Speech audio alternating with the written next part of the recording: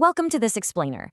Today, we're diving straight into the hidden engineering challenge behind practically every conversation we're having right now about clean energy and electric vehicles. When we picture a green future, we usually imagine sleek solar panels and totally silent electric cars. But the foundation of that future, it's being dug out of the dirt right this very minute. It's a massive paradox, right?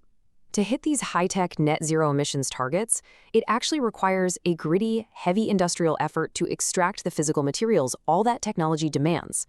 There is this profound disconnect between the clean, invisible energy we want to use and the heavy machinery required to build the infrastructure. Basically, we can't just invent our way to a clean grid, we have to mine our way there too. So what exactly makes a mineral critical? It's not just about what the mineral does. It's about how vulnerable our access to it is. If a raw material is absolutely essential for modern tech and economic security, but its supply is highly at risk, maybe it's controlled by just a few geopolitical players, well, it officially earns that critical label. Section 1. Meet the minerals. Let's take a quick look at the essential elements powering this clean energy transition. Just think about the scale of change happening right in our driveways. Because of the extensive wiring and massive electric motor components, a single EV needs significantly more copper than an equivalent gas-powered car. A modern electric vehicle is fundamentally different from a traditional car. It's essentially a rolling copper network. But this rising demand isn't just about cars. It completely extends to the massive renewable energy infrastructure that's replacing traditional fossil fuel power plants. Wind turbines and solar installations require substantially more copper per unit of generating capacity. So every single time we swap out a coal plant for a wind farm, the baseline demand for copper absolutely skyrockets. Put all these clean energy technologies together, and the projections from major energy agencies are wild. Under global net zero scenarios, demand for these minerals could more than quadruple by 2040. 4 times the current global demand. That is a staggering multiplier. It means the mining sector has to scale at a pace completely unprecedented in modern industrial history. Now, this surging demand zeroes in on a few key players. Lithium, for example, is closely watched because it's the absolute heart of EV batteries and grid-scale storage. Cobalt and nickel are heavily used to support those battery chemistries. And then you have the rare earths, 17 elements essential for permanent magnets in wind turbines and EV motors. But here's a surprising fact. They aren't actually geologically rare. The Earth has plenty of them, but finding economically viable, highly concentrated deposits, that is incredibly scarce. Section 2, the supply bottleneck. Here is the immense mining challenge of actually getting these materials out of the Earth fast enough. Here's a reality check on the timeline. Developing a new mining project from that initial discovery to actual production commonly takes over a decade. It's a huge mismatch with the rapidly growing demand we were just talking about. You can't just flip a switch and open a copper mine tomorrow to hit next year's EV quotas. This permitting pipeline is, without a doubt, one of the biggest bottlenecks in the entire energy transition. And even if you do get the rocks out of the ground, you hit another massive hurdle. The global supply chain, especially for processing rare earths, is heavily concentrated in relatively few countries globally. Turning those raw rocks into usable, tech-grade materials is highly centralized, and that creates immense supply chain vulnerability. To make matters even tougher, the industry is facing a long-term decline in ore grades. Basically, the best, most easily accessible high-grade deposits, they've already been mined out.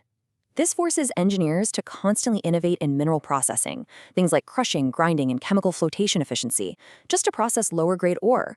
We are literally having to move and crush far more dirt today just to get the exact same amount of mineral we got decades ago. Section 3. Expanding the frontier. Let's look at how the industry is finding new supply sources and technologies to close this gap. To speed things up, companies are shifting away from traditional, slow, ground-based exploration. Instead, they're turning to satellite remote sensing.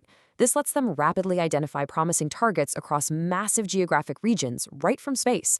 Not only does this drastically cut down exploration time, but it also minimizes environmental disturbance, which is absolutely vital given today's community and environmental expectations. Recycling is also stepping up as a crucial complementary source. As growing numbers of early EVs and electronics finally reach the end of their lives, battery recycling tech can recover a significant chunk of the lithium, cobalt, and nickel trapped inside the spent packs. Now, it won't replace mining entirely, but it creates this necessary closed-loop system that definitely helps ease the strain. On top of that, engineers are attacking the bottleneck through chemistry diversification.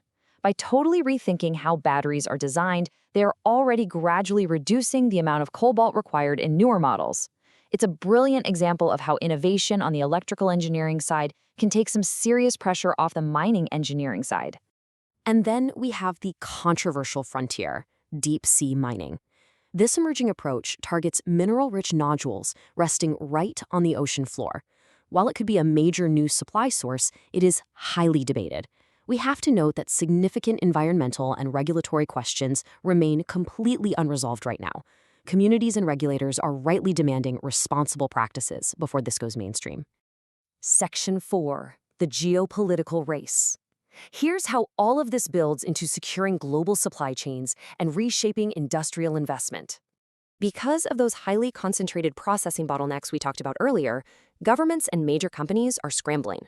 They are actively supporting and securing their own strategically important domestic capacities, so they aren't reliant on any single supplier nation. This really isn't just an environmental conversation anymore. It is a massive matter of national and economic security.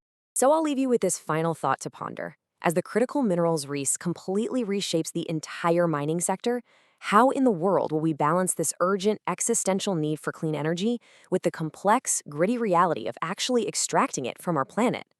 The green revolution, it turns out, relies entirely on the ground beneath our feet.